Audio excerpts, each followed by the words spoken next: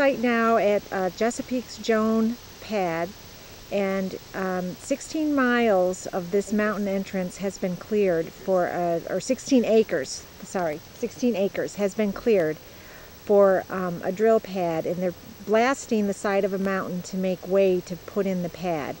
And the residents are only given 4 minutes notice before the blasts occur.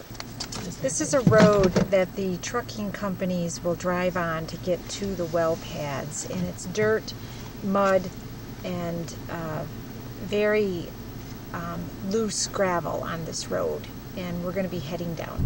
It's going to be pretty shaky recording. It's okay. But this road is pretty bumpy. It's even dangerous for our four-wheel vehicle to go down it. I couldn't imagine these big trucking companies driving down this loaded with water. These roads that we're on right now have no winter maintenance on them because the snowplows are not able to get up and down the hills, and if they were to start down the hills, they're not able to stop when they get to the bottom. And according to the local residents here, the gas company trucks will go by their GPSs and drive on these roads that will have no maintenance, and they end up sliding back down the roads with all of their heavy equipment. So it's pretty scary as far as the residents are concerned, that these trucking companies are driving on these roads. Okay, before you come to a gas well, the gas companies will put up these trucking signs to let you know where you're entering. So we're about to walk up to a gas pad that's being drilled now. Okay, this is the entrance to the Blanard well. It's currently being fracked, and if you see the background, this is the road that takes it up, and it's very steep, and we're going to go over onto the other side and get as close as we can. And we are currently with the homeowner who's going to talk to us about this well being basically 10 feet from the corner of her house. We're currently in this gorgeous woods with our homeowner who's giving us a little tour of her property. And I misspoke before saying that it was 10 feet from her house. It's 10 feet from her property. And this is the depth of the woods, and we're just gonna be going up, and you'll see the change once we get to the drilling area. Okay, we're going further up. You can hear the truck as it's going to the well pad. And we're going further up the path. The homeowner's leading us to her chair where she sits and watches the activity. Okay, here's the tree line that exists on our homeowner's property line, and this tree line used to continue right up this road. This road was installed by the gas companies so they could get up to the well pad. You see the trucks that are up there? This all was trees. This was all woods, which is now all open, going up to the well pad. I'd love to sit right here. Where this road is sitting, the homeowner is telling me that normally the trucks are backed up sitting here idling, truck after truck, to get up to the well pad. And what will eventually be in here is a 24-inch pipeline to gather all of the gas and take it to the transport centers. So her property is going to be surrounded with 24-inch pipelines because she's not letting them connect through her property, so they have to go around her property. Okay, some water trucks are going to be coming up this road, and the homeowner just told us a story about when this is really wet, they actually have to drag the equipment through the mud, but right now the road is pretty dry. So here comes a water truck.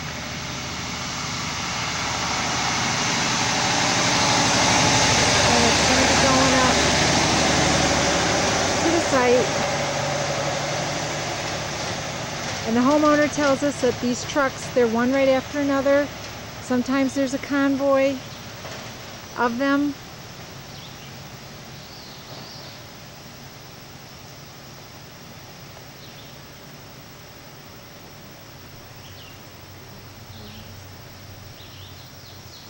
Okay, these are pipes that are being sent from the well, and it's running right down the road, and you'll see it going right down the road, continuously going down the road.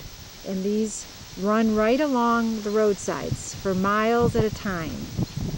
And this pipe is going right across this man's backyard. See this house? See his shed?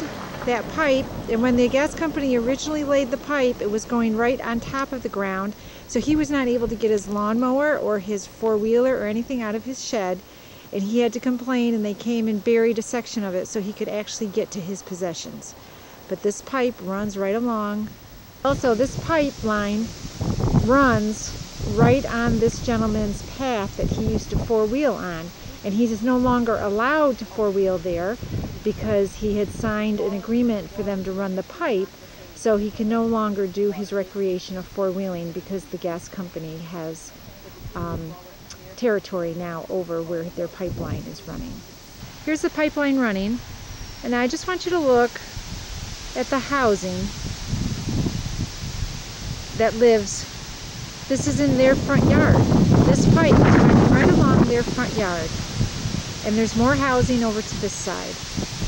The homeowner just explained to me that this pipeline that they're running is to eliminate the truck traffic, because if they didn't run this, then the trucks would have to be coming back and forth and back and forth and back and forth.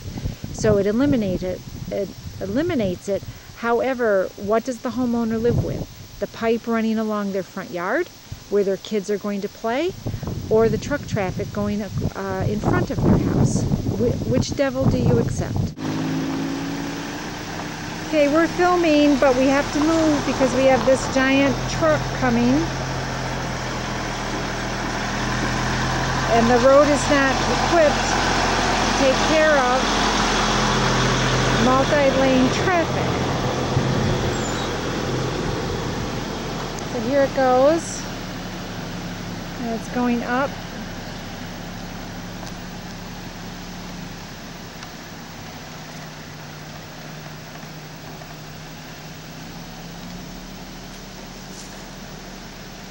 Another truck seems to be wanting to come down.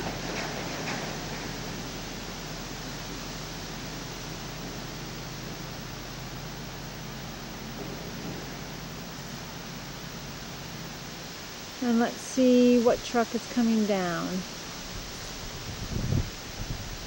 It looks like it's just a normal vehicle coming down. Oh, there's some more vehicles coming after it. Oh, it's the U.S. Mail. Okay, that must be interesting for him to get around. Okay, and now this is an area that they have cleared. You can see the tree line, and I'm going to turn around here, and you can see the clearing that they have done of the tree line, because this is where their pipeline is going to be going. And you can see the massive amount of forest that they have cleared. And again, I'm just still filming the amount of trees that they have cleared, so they can run the pipeline from the well. So, and this was all gorgeous forest. We're at the site of the Lundy well that's going to be fracked, and here is a sample of the pipes that all come together, and this is for the transport of the different waters. And if you look down there, I'm a little short, so I'm going to raise my camera, but if you look down there, this is the beginning of the well site. I'm not allowed to go any closer. I'm not allowed to step on the property, but they're starting to collect the equipment to start fracking the well. And you can see the gorgeous hillside that's being infected by all of this. And here, this pipe runs right down the road for miles at a time, right along the roadside. Now, I have no idea what the snowplows are going to do in the winter. I don't know what will happen in our history hits it. And here's another road, more of the pipes running right alongside of the road, which when you come around, they all connect. I'm just kind of panning in a circle here. They all connect here. Okay, currently this is a sluice pipe. And if you look just feet away to where the sticks are, that's where the gas pipe is going to be connected. So it's going to be basically connected right where the sluice pipe is. And the property owners have been trying to tell the gas companies that you cannot have the gas line run with the sluice pipe. Here's a gas well sitting along the countryside. And I'm just wondering what would look prettier, the well or a windmill? Okay, here are more of those pipelines running to the next well. And what the homeowners are telling me is that the wells are basically lined up to be a half a mile apart. So every half a mile, they'll have another well site. And these pipes connect all of the wells together. Okay, these are mats that are being laid across the wetlands so the trucks can be able to cross over to the next site. Okay, we're at a well site that's being worked on. You can see the water trucks all lined up.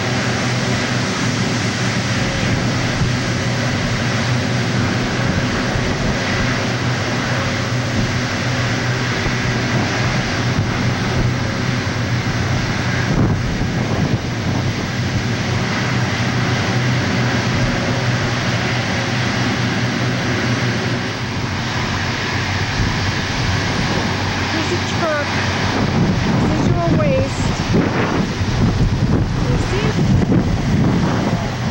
It seems to be some type of pit where the residual waste is being picked up.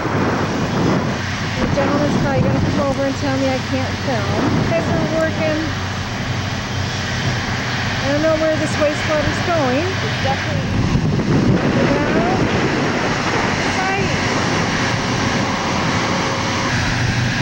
this site, and Nicole has counted 18 trucks sitting idling.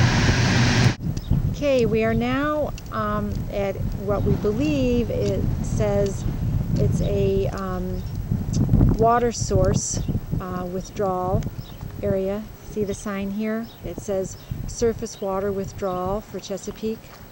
And here are tanks. And I'll do a wide angle view of the holding area. Hi.